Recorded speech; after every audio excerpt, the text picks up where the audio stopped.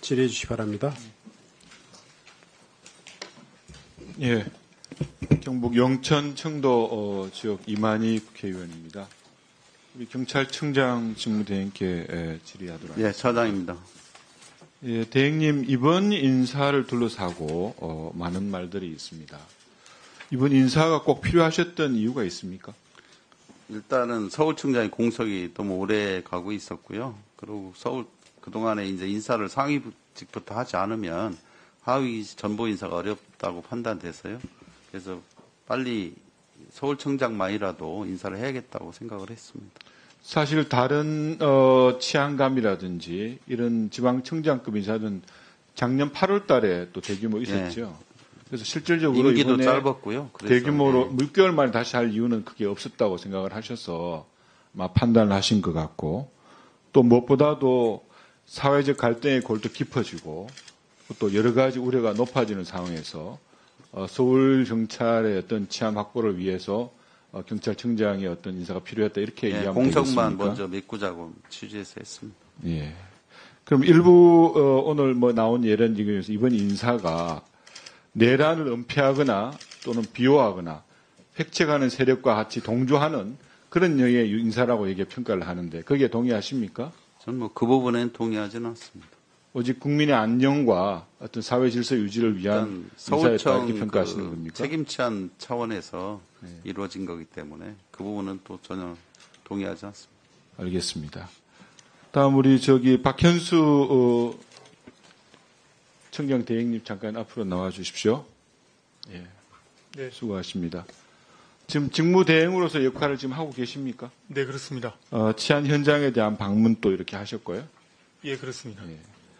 그러면 지금 상황에서 서울경찰이 서울의 치안 확보를 위해서 가장 필요한 게 뭐라고 생각하셨습니까?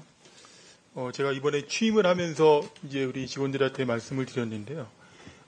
지금 현재 서울경찰이 뭔가 새로운 걸 하거나 특별한 걸 할 지금 상황은 아니라고 생각합니다.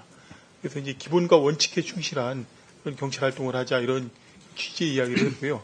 아울러서 직원들이 지금 매우 사기가 진작이 지금 떨어져 있습니다. 그래서 직원들이 사기 진작과 현장 경찰관들의 어떤 그 업무를 좀 잘할 수 있게 하는 그런 방안들을 지금 강구하고 있고.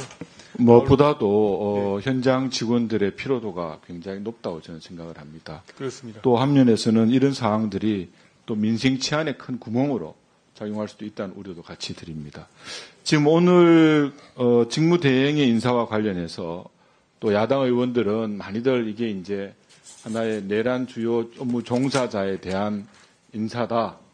이런 쪽으로 이렇게 이제 단정적으로 말씀도 하시고 그러신데요. 본인은 지금 굉장히 이제 이걸 강하게 절대로 내란 관련된 상황에서는 자기 역할이 없었다고 얘기를 하시는데 맞습니까? 네, 그렇습니다. 예.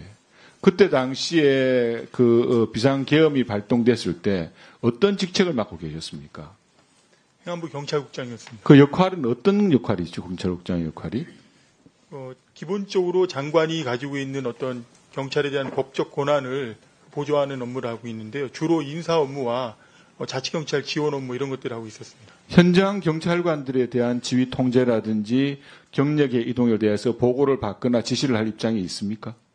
경찰국에서는 치안 경비나 정보 수사와 같은 치안 상황 보고를 전혀 받을 수 없는 시스템입니다. 근데 보면은 이제 아까 그 통신 여러 가지 그 사실에서 나왔듯이 그때 당시 비상계엄 당시에 여러 차례 한 7차례 정도 관련자들과 통화를 한 게 나왔단 말이죠. 그때 통화는 왜 하신 거게 됩니까? 원체 그 계엄이라는 전대미문의 상황이었고 하기 때문에 경찰 업무를 담당하고 있는 경찰국장으로서 기본적인 상황은 파악을 할 수 있다고 생각을 해서 관계자들, 즉 계엄 업무와 직간접적으로 관련이 있는 관계자들과 통화를 하는 것입니다. 그러면 그 계엄이 발표됐을 때 그때 당시에 직무대행자는 어디에 계셨습니까? 저녁 식사를 지인들과 하고 22시 10여 분경에 막 집에 도착을 해서 집에서 있는 상황에서 계엄 사실을 TV를 통해서 인지했습니다. 그러니까요. 그러면 그 띠를 받고 난 다음에 현장으로 다시 나오신 겁니까? 바로 사무실에 다시 출근했습니다. 저는 이 단순하게 지금 이제 직무대행이 지금 얘기한 것처럼 내란 업무의 주요 종사로서의 종사자로서 혐의를 받고 있다고 얘기하는데 그런 혐의를 받는 사람들조차도 이렇게 사실상 집에서 그 비상계엄 사실을 접할 정도가 됐었습니다. 만약에 우리가 그 직후 상황을 우리가 되돌아보면은 경찰, 검찰, 공수처가 경쟁적으로 수사를 하는 입장이었습니다. 지금 직무대행과 관련해서 조그만한 정말 하나의 우리가 의심사항이 있었다면은 결국 그냥 넘어가지 않을 사항이었다고 저는 생각을 하는데 직무대행도 같은 얘기십니까? 그렇습니다. 수사기관의 그 조사에 충분히 소명을 한 바 있습니다. 그러면 이번에 통화 기록을 지금 여러 가지 앞에 건 제출해서 이게 그 내용이 나왔을 텐데 이번에 의원들의 통화 기록의 제출 요구에 대해서 응하지 않으신 이유는 뭐가 있습니까? 지금까지 제가 수차례에 걸쳐서 의원님들의 그 통화 내용 요구에 성실하게 임했습니다. 그럼에도 불구하고 저는 이제 나름 이제 전혀 이제 계엄과 연관이 없기 때문에 통화 기록에 제출을 했는데 그럼에도 불구하고 이런 논란들이 계속되고 그럼에 있어서 그리고 또 이제 어떤 그 특정인에 대한 어떤 그 통화 요구가 아니고 전체의 어떤 통화 내역을 요구하는 이런 것들은 어떤 사생활이나 어떤 통신비밀 보호 차원에서 제가 제출하는 것이 좀 안 하는 것이 낫지 않겠나 그런 생각을 했습니다. 저는 이 말씀을 꼭 드리고 싶습니다. 뭐든지 간에 하나의 어떤 그 상황을 바라볼 때는 나름대로 그 잣대의 일관성이라든지 이런 게 좀 있어야 된다고 저는 생각합니다. 자기들 편리한 대로 예를 들어서 지금 경찰의 국수본부장 같은 경우에는 체포자 관련해가지고 상당한 혐의를 지금 받고 있지 않습니까? 압수수색도 실시됐지만 거기에 협조하지 않고 있는 걸로 저도 알고 있습니다. 이런 사람들에 대해서는 한마디 말이 없습니다. 하지만 단순한 참고인으로 집에서 계엄 사실을 알게 된 사람을 주요 업무 종사자의 혐의가 짙다는 쪽으로 상황 보고를 받거나 현장에 지시할 권한이나 능력이 아무것도 없는 상황이 아니지 않습니까?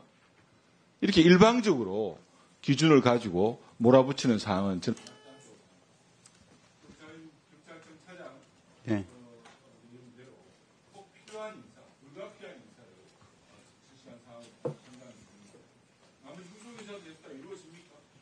뭐 여러 가지 상황을 검토해서 판단하고 있습니다.